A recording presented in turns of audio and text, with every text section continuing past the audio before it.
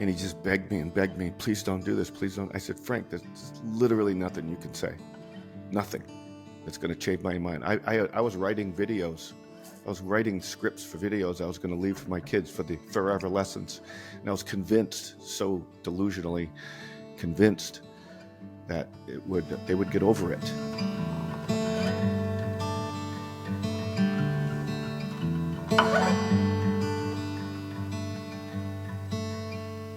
Welcome, everybody, to the podcast, Fundamentally Unstoppable. I'm your host, Jason Caras. I'm a coach, a speaker, entrepreneur, and investor, a father, and a loving husband. Today is our very first podcast, and it's my honor to introduce my guest, Bobby Clark. Bobby is the son of my late best friend, Frank Clark, a.k.a. Mr. Orange, a.k.a. Francis Lincoln Clark. Today was an important day because I wanted to have my very first podcast be with Bobby to give homage to Frank. And Bobby and I have become much better friends than we were when Frank was alive. And we've got that connection that Frank and I had. In fact, when Frank and I did videos for gratitude, we were always launching some mom jokes, and we took a couple takes here getting this thing going, and Bobby launched one at me already. So we're already off to the races. That's with that said, let me welcome you, Bobby. Thank you for being on the show. Why don't you tell us a little bit about yourself? But yeah, a little bit about myself. I am also a father, a son, a business owner. Just a regular guy, really. Yeah, just like everyone else. Well, we met. Why don't we start off a little bit? Let's cover the Frank Clark thing because we wanted to pay homage to him. That's why you're here, to be a very first guest on the show. I thought I'd start with a little story about Frank. Frank was a coach, and he was an entrepreneur his whole life, very successful entrepreneur. But then he just really wanted to help people because that's all he did anyway. I mean, if you were crying on the floor at 2:00 in the morning, he would come over and lay next to you and cry with you. He was that kind of guy. And it's just an amazing person. Legends never die, and it's very true when you describe Frank. He met this lady, I think she was out of New York, and she said, "Listen, Frank, it's either a yeah or it's a no for me. You understand?" And he's like, "I love that." Right? So he tells me that, and I'm like, "I love that, man." I paid lip service to it, but I really wasn't living yeah life. And after Frank's passing, I realized he actually really was living a yeah life. And here's an example of that. And this is such a beautiful story in tribute to him. He was in this mastermind group that would meet, online. And there was this person that was just, couldn't get over the fact that she had to go out and clean up her dead mother's house. She kept lamenting over having to do this. And I think it was months had taken place, and she just couldn't bring herself to go in that house. So Frank one day privately calls her up and says, "Listen, I'm going to fly out to California." He was living in Tampa at the time. He says, I'm going to fly out there, and we're going to pack up your mom's house. And she was like, "Frank, geez, that's the sweetest thing anybody could ever say or offer to me. But to tell you the truth, I'd rather jump out of a plane than set foot in that house." And understandable, right? And he said, "Okay, we'll do that too, just to button it up." And he flew out there, and he packed her house up, and he took her and her friends and family skydiving that weekend. And one of the last pictures of Frank that I have, and it's on my Knicks player, it just plays pictures, was him with the goggles and the dude behind him in the tandem with his hands like this, with yeah on his hands, with a big smile. And that's the kind of guy Frank was. He was a yeah guy, and he lived a yeah life. And I hate to do all the cuss words, but it's a true story, and I wanted to share that. So anyway, you might have one. I don't know if you have a story to share about your dad, how he loved Aerosmith, how he went to 25 concerts and met Steven Tyler 25 times and never got sick of it. Yeah. Oh, yeah. And it'd be the same way if we went to one now. It'd be the same exact thing, same exact excitement. getting the good seats, he's told me some stories, just being backstage with them VIP and, but yeah, as far as life, it's not only like, I wouldn't even say it's just what he did, it's how he did it. It's the way he expressed himself too. Very solution driven, very like you explained about the woman who had to pack up her family's house. I'd rather jump out of a plane, but he just seemed to have the answers for everything, and he could always eloquently put it in a way that just made so much sense. It just provided so much clarity. And especially whenever I was going through something, it could be a foreign language to him too, but just the way he could describe things and just, put things together, it just made so much sense. But He just his had so whole much attitude, wisdom. he did. And, Yeah. and I think that's one of the hardest things that I still deal with, is just I really feel like he was in his element of where he always wanted to be, mentally, physically, just doing the thing. But I think that's the thing I have the hardest time dealing with, is like he had so much more to give, Oh my God. and I know he loved to do that too. So He was a yeah, beast, man. He was that's, boxing every day. oh yeah. He was I remember. All right, here's an example. I was in my low 20s, mind you, too. So we went out to California to visit him.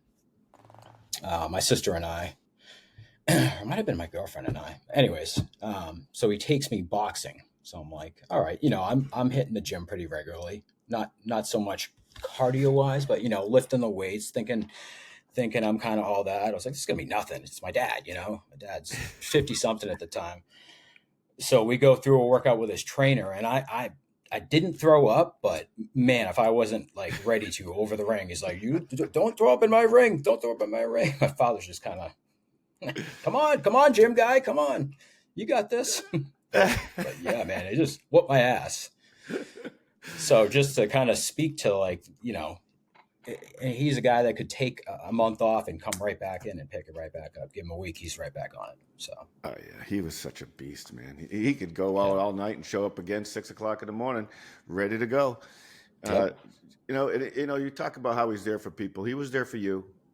Today we're going to get a little bit vulnerable here and share your story of recovery, first of addiction and then of recovery. And I remember that day when he said, "Hey, I need you to go pick up my son. I need you to go bring him somewhere right now." And I'm so happy that you are here today, my friend, because I know that it came close. And you and I share that. We share a lot in this particular part of our stories, and about addiction and recovery. And so, could you share a little bit about your journey with addiction and what led you to recognize that you needed to change? Yeah. So I think like anyone else, that gets into trying something new,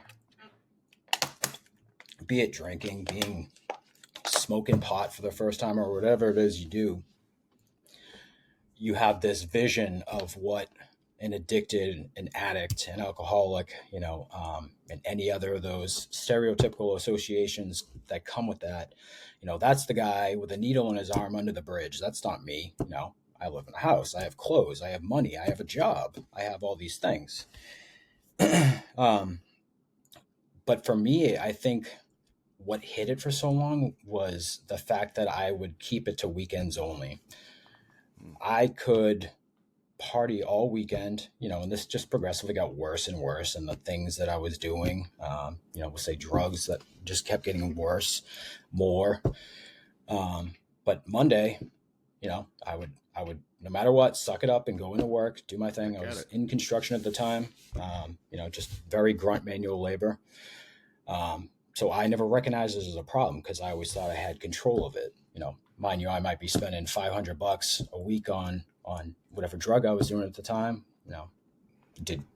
Just the name drop a drug. I typically don't like to do that, but coke was a big part of my story. I was doing a lot of coke on the weekend. I was very like to go to the club scene and stay up all night, and with whatever it was we did after. playing poker till wee hours of the morning, just doing that. But, you know, that's unmanageable in and of itself, but I think it's the story you tell yourself of I'm not here yet. Addicts are this person here and I'm still way down here.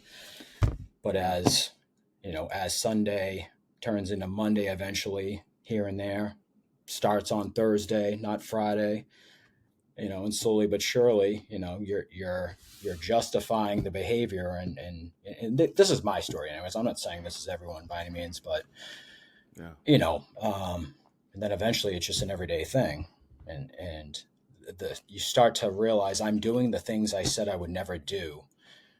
So I think one What thing was the about me is turning point for you? turning point.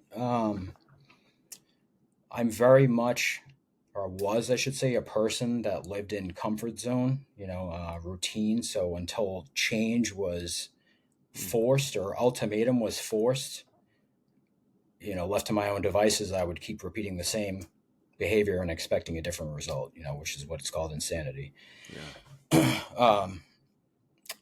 So I think the first time I checked into a rehab, I remember the story well. I was working for my dad actually at the time in Tampa. My car had broke down on the side of the highway. Again, had no money, partying all weekend, spent it on God knows what.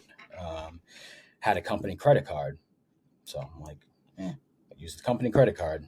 Got my car towed to a dealership down the street, had the tire fixed or whatever, went to work. So, credit card charge shows up, and people start to see too, one of my really good friends who I was, on and off living with at the time, he was starting to see the signs. He worked with us too, so he was actually my production manager at the time.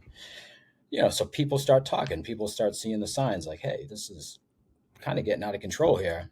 So I'm sure he had heard some verbiage of that tune, and I think that was just kind of the tipping point. Like, you really have no money that you had to steal from the company using the company credit card. And he one day said, hey, I want to have lunch with you. I just want to talk about some things. One thing about my father, whether it was me clean, me using, we always had a very open relationship. I always felt like I could be honest with him about what was going on, even though, it might have been, I wouldn't tell anyone for a while, but if he asked, I always felt like I had to tell him the truth. He was always the person I could do that with. Wow. That's wonderful. Yeah, it's crazy. And active addiction, I did a lot of lying. I did a lot of cheating, to get what I wanted at the time. But he was a person that I just could not do that to. So the same thing, lying kind of held true to that too. So if he asked me, I was being honest, as far as I can remember. But anyways, he takes me to lunch, says, I had a guy that used to work for me before, and you're exhibiting a lot of the signs that he did too. And at the time, it was doing a lot of pain medication. He said, are you doing that? Are you addicted to pain medication? Because, just from everything I see, it checks out. So kind of broke down at the time, said, yeah, I am. Of course you start crying, and you just the stuff you've been thinking about, and you kind of just almost want to get caught so you can admit it to someone. So, came clean. He said, well, I've already called a rehab. So would you do this for me? Would you come check out just to see what it's all about? I said, yeah, of course. All right, let's go. So go to the rehab, talk to the facilitator or whoever the intake person is. And they want to take me right on the spot. Want to take me in there right on the spot. And I'm like, hell no. Whoa, time out, Yeah. I eventually did go. I'm not trying to go down a whole rabbit hole of the story, but that was the first, I guess, entry into recovery. So it was kind of not forced because I willingly went, but I wasn't ready yet, let's say. But I was, at least the seed. Right? The seed started being planted because they were taking me to meetings. They were, we're just doing recovery stuff. They take everything from you, your phone, your car. So you're just, sleep, eat, breathe, recovery. So you had that family support, thank God. During recovery, what were the challenges, that you faced during recovery. I guess you're always in recovery, they say. Do you feel Yeah. that? Do you actually feel that? It's like, is that a philosophical thing you agree with? That you're always in recovery? Because I think we've had a conversation about like you didn't you don't agree with definitely living in the past. You've turned a corner and you've so I don't know, maybe explain that a little bit. For sure. So that was the one of the hardest things for me to grasp was I have to do this the rest of my life. You're telling me I can never go out and party with my friends again. I can never have a beer. I can never do the things that are considered socially acceptable in today's society. And that and you're taught not to think that way because the answer is yes, but we look at this one day at a time, 1 hour at a time, 1 minute at Everyone's a time telling if you we have to. moderation, man. Anything in moderation. Yeah. Well. Right. Yeah. Exactly. And and trust me, I'd already tried all that stuff too. So I mean, Yeah. you Yeah. know, I was past that point. I was never in any kind of denial that I had an issue. Like I feel like I've always been kind of a harsh critic to myself. So like, where a lot of people would say, well, this isn't my fault. This isn't my fault. It's because of this. And this is why I do this. I was very accepting of my behavior. Like I should say honest about, I don't know what the word I'm looking for is. I would admit I'm Yeah. You were accountable for my transparent, actions. vulnerable. Yeah. Yeah. Said, I know what's right and wrong. I know I shouldn't be doing this. I know I have a support system. I know I can reach for help, but Yeah. I didn't want to. I just, you know, I, I did it, Yeah. Boy, your dad. I'll switch to me real quick for a second, kind of take you Yeah, off the hook. absolutely. I was, I have bipolar disorder, and that isn't an excuse either. It's a superpower, in my opinion. I used to say, oh, I struggle. I don't struggle with bipolar. I battle bipolar, and I win the battle daily, but it is a fight. And people with bipolar disorder have the ability to go very, very high in energy. I mean, like right now, I need steel chewing gum to satiate me because I have so much energy. But it can go the other way, and it can go extreme high and low. And, you get medicated. And I am going to do a podcast on this, on the disorder, because I think it's helpful for people. But, you get these highs and lows. Well, you end up self-medicating because I have so much energy. All I wanted to do, man, it's exhausting to have so much energy. So I started drinking, and then the drinking wasn't enough. So I added marijuana. I got the old marijuana license, and yeah, I need it to relax, and I'm using it to treat my disorder. And then the marijuana made me just drink so much more. I mean, like tenfold. I just kept on chasing at my tail, looking for this elevated soothingness, right, from all this stimulus. And I just gotten so low, and I actually was on the brink of losing everything. And this is just before your dad passed. And I thought I was going to lose everything again. It was going to be the fourth time. And for 2 weeks, I had planned I planned my suicide. And I was a walking dead man for 2 weeks. My family didn't know. No one knew. Frank kind of fished it out a little bit.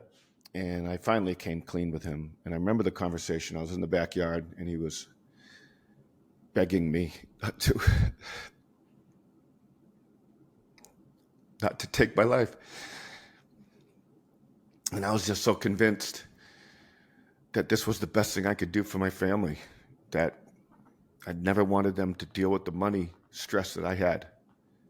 And he just begged me, please don't do this, please don't. I said, Frank, there's literally nothing you can say, nothing that's going to change my mind. I was writing videos.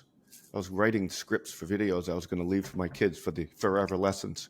And I was convinced, so delusionally convinced, that they would get over it. I kept saying to myself, they'll get over it, but they'll never have to worry about money like I do.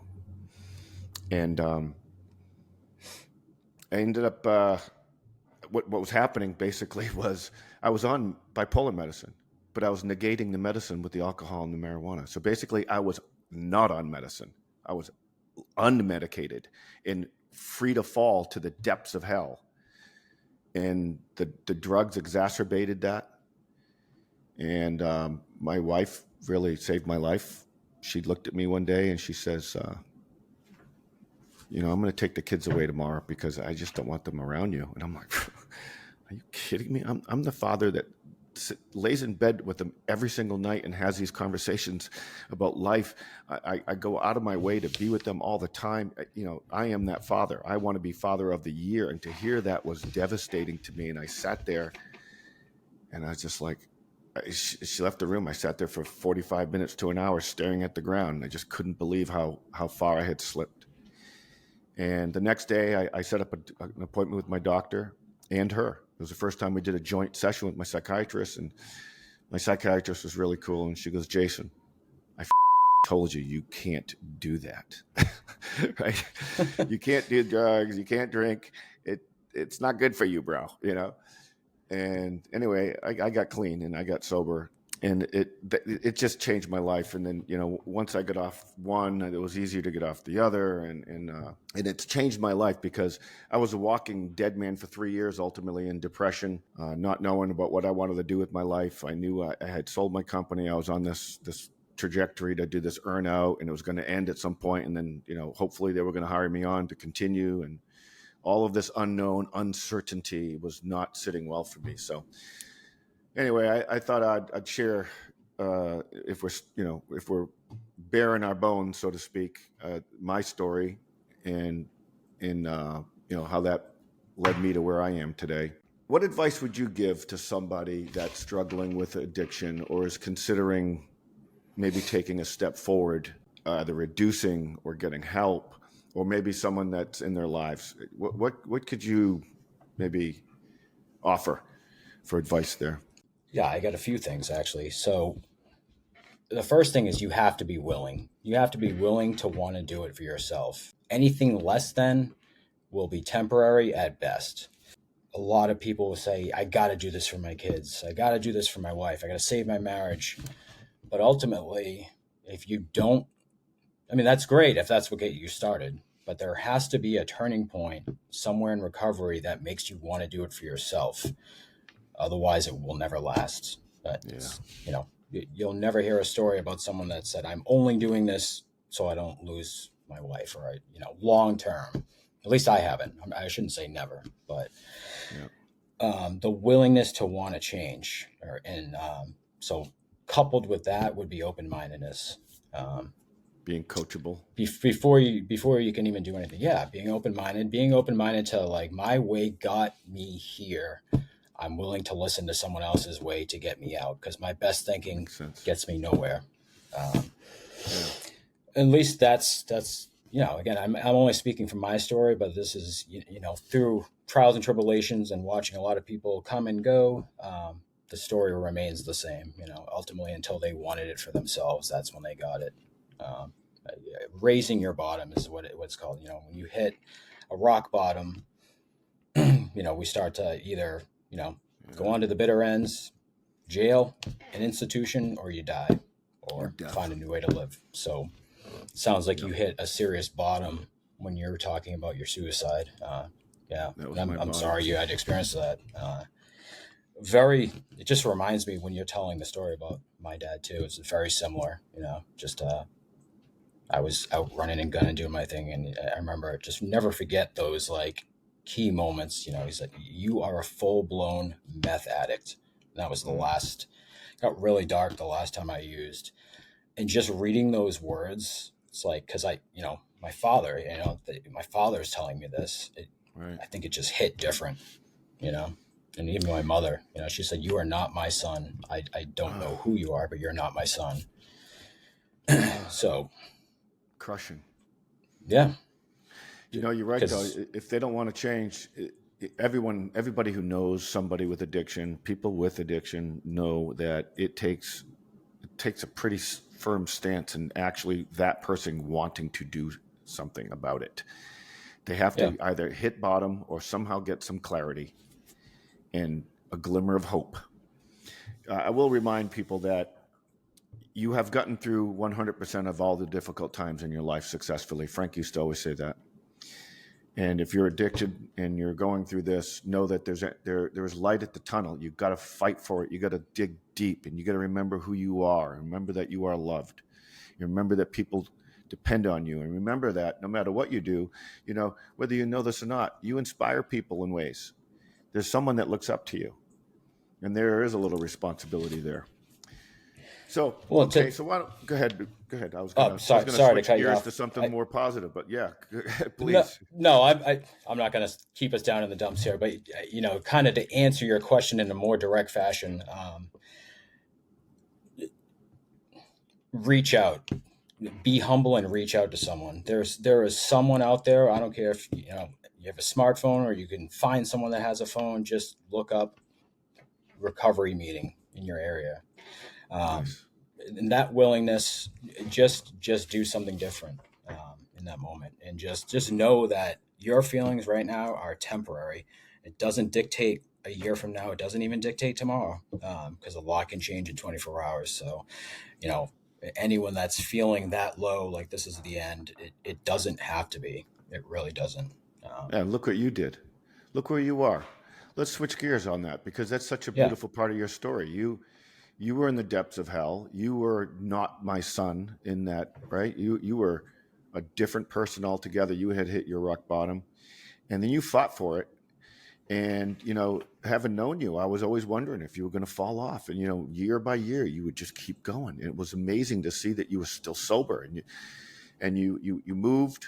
You got out of the environment. You moved to a different place. I think you moved to South Carolina, hmm, right? And you started working for a company, and you took a lot of pride in that work. I remember you doing like flooring and stuff, beautiful hardwood flooring. Um, and you started posting. You were very public. You were posting all your beautiful work, the before and afters. I loved seeing it, and I would show my kids. I said, "This is Frank's son. This is Bobby." And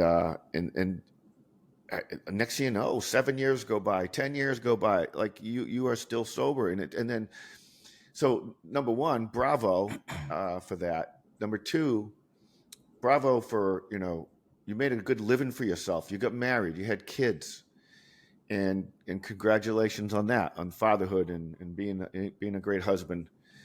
And then you were hit with something, a left hook. So why don't you explain your left hook, your professional left hook that came out of nowhere, and basically what you did about it? I'd love for you to share that with the audience. absolutely. So a lot of people will ask me, when and or how did you start your business? What was the, similar to what you just said? What was the last Catalyst. straw, so to speak, the Yeah, yeah. catalyst for change? And I always tell people I started my business out of necessity, really. So to condense what could be a very long story. I was working for a guy who at the time was, I considered him a really good friend of mine. We got clean together. We shared a lot of deep stuff that a lot of friends probably don't share with each other, about just what the wreckage of our past, so to speak. And there was a lot of deep connection there. Um, and I understand business is its own entity, and I'm I agree with that to an extent too. Business is separate, friendship is here. But one day I just walked in, and unbeknownst to me, I was running a sales meeting, and there was a gentleman had walked in who I thought was a client, and he said, I'm a lawyer." He didn't specify what kind of lawyer, and he said, "I'll be running your sales meeting today." So I'm kind of like, Jeez. "No, you won't. You'll be getting out of here because I'm already halfway through it, so you're late technically." But okay, so I call or I text boss's wife, who is also working with the company. I said, "Hey, this guy's here. Is this legit?" He says he's so and so lawyer, attorney. She says, "Yeah, he's legit. Just he'll explain everything." I'm like, "Okay." Oh, So jeez. I knew in my head it was either being sold or it was bankrupt at the time, and I was kind of hoping for it being sold because my friend had kind of checked out. You could tell a long time ago, was doing other things, was trying to pursue coaching people, Mm. business coaching, things of that nature. He had moved upstate, so it was pretty evident that this business was not of interest. So I'm like, all right, well, Wasn't a he sold it, priority anymore. maybe we'll get, we'll have a chance to really pour into this thing, if he doesn't want to do this anymore. But anyways, company's bankrupt. Today's your last day. And by Jeez. today's your last day, we had about an hour to kind of breathe, pack our stuff, and get out. Jeez. And that was it. So no phone call, no forewarning. Again, I say business is business, friendship is friendship. Well, it very much was in that sense. There was no warning. So do it over again, I wouldn't have changed a thing about that day, because it brought me to where I'm at. Came home. I already told my wife, came home, we started talking. She's like, well, let's get your resume together. So, we got to find something for you, even if it's temporary. And I just was like, nope, not doing that. She's like, what the hell do you mean not doing that? She's like, we have some money. We don't have money to just live on for a while. And I said, no, it's not that. I said, I am not working for someone anymore. I said, if it wasn't any bigger writing on the wall, I'd be legally blind to not see this is the time to do this. Wow. We had some financial backing at the time. Now that it was a reality in front of us, she eventually agreed, and we started Clark Dream Interiors. Well, the motto of the company is "Dream On," and that's in honor of my father, That's from awesome, Aerosmith. Aerosmith's song Yeah. "Dream On." Mm-hmm. Oh, how awesome. Yeah. So what do you guys do? So basically everything under the roof that doesn't involve major electric or major plumbing. So lately it's been a lot of kitchens, a lot of bathrooms, but any nuances that kind of come in between that. So you have flooring. Obviously, I grew up doing hardwood flooring, so I was already really proficient in that. A lot of tile work, a lot of drywall, paint. Nice. Just basically everything under the roof. Dude, to do that, I mean, just to pivot and to make that decision, big cojones, bravo for that. I mean, not too many people can do that. And it's risky, and it gives you tons of uncertainty. And, a lot of people would be like wondering, oh my God, I hope he doesn't relapse. Right? I mean, just because this is not a small thing. This is a very big life-changing thing. And someone just gave you a spinning crescent kick to the head. And instead of falling down Yeah. and either rinse and repeat and go and become an employee somewhere else, you decided to do that. I think that is incredible. And then, for your wife, if she's never been an entrepreneur, it's like, hey, well, welcome to a new world of stress and uncertainty and, a lot of learning. So, bravo for her to support you in that too, and you've been successful. Very much so. The statistics are not in favor of startups. Most of them don't make it. Most of them don't last a year. Even more don't last 5 years. Even, it's just the odds of success in business are very slim. Most people don't know that. And the fact that you are killing it, and that you pivoted and you had no time to recover, it was literally instant. It was like one day you're there, and the next day I got my own business now. So I think that's pretty much. Yeah, and it's an incredible turnaround. I mean, look where you could have been, right? Look where the trajectory of your life changed. You were this way, and then you went like this. And that little bit, that commitment to sobriety, then there was, you're going, and then you get hit like this with the bankruptcy, and then you're like, well, no, homie, don't play that. Homie, don't play that. Homie, don't play that. That's right. Yeah. So anyway, I think that's just such an incredible success story, and I'm so proud of you. And I know your dad is looking down, and he's proud of you too. So you're a dad now. Why don't you tell us about your family and what it's like being a dad? It's great. I mean, I never, to be honest, with the audience, I never thought I would be a father. I guess I always thought it was one of those things that, when I'm this old, and then I became that old, and it's like, not ready yet when I'm this old.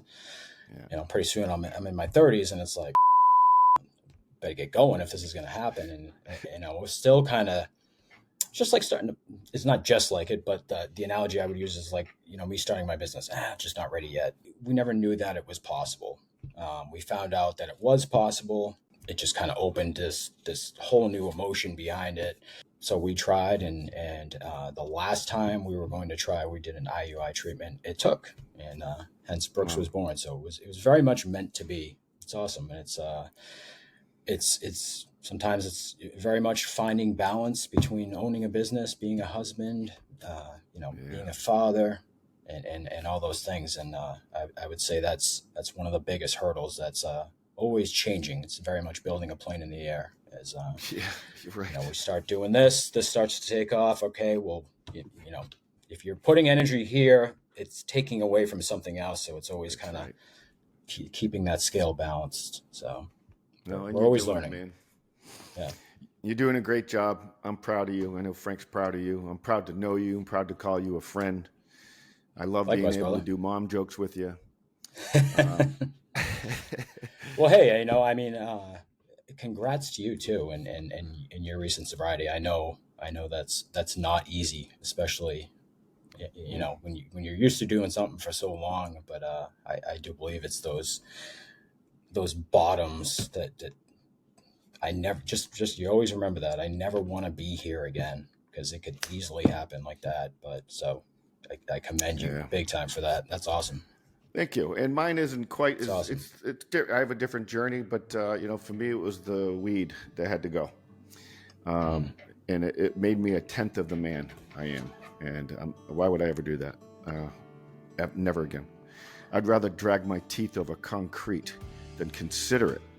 I think this has been a good first segment. Really excited that it was you. And we'll have to have you back on for a follow-up. Maybe we'll do some, Absolutely. we can talk a little bit about your business and entrepreneurship again or something like that. But I wanted to thank you for coming on. I don't think I've ever told you this, but us getting closer reminds me of my dad.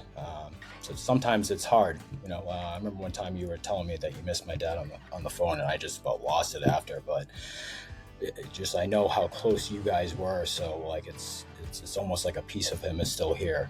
Us knowing each other. So your friendship is very important to me. So yeah, me too, man. Much love and respect. Yeah, I love you too, man. I really do.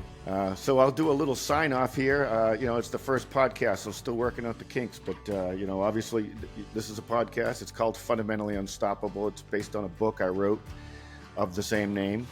And it's all about fundamentals that you can use to bring your life to the next level. We're going to have all kinds of subject matter on these. Today I chose Bobby because who he is. And I thought this subject would resonate with lots of you out there.